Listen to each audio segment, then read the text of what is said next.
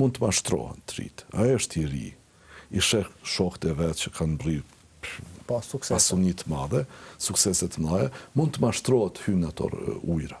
Mirë po, me formimin aty në qendrave, edhe besoj që do të bëhen prapë, që kjo emision është shumë i mirë. Edhe emisionet tjera do të ndikojnë në vetëdijsimin e tyre. Edhe besoj që nuk duhet shumë për këtë popullat, për rinin tonë, që të ruhen. Përndryshe ne gjithë e dim se Zoti atë të mashtrume nuk e danë. Patjetër. Edhe na do të luftojmë vetëm me të vërtetën.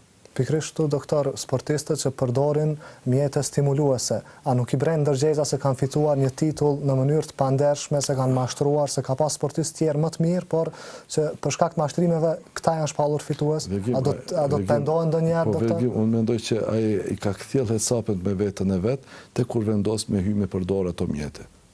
Edhe tash i ka radhit ato parimet e vetat, e ka rregulluar hierarkinë e parimeve të veta. Edhe qëllim të parë ka vendos suksesin edhe të mirat materiale. Gjitha tjerat i lën poshtë. Domethënë edhe ndërgjegja bjen poshtë, edhe sinqeriteti bjen poshtë. Edhe shëndeti i tij, që është hala më e rëndësishme, shëndeti i tij në fizik bjen poshtë. Kështu që qëllim të parë e ka vetëm suksesin edhe të mirën materiale. E që me kohë do të kupton se ajo do të shembet, do të bjen e fundit. Mandej këto tjera sigurisht se do të brejnë.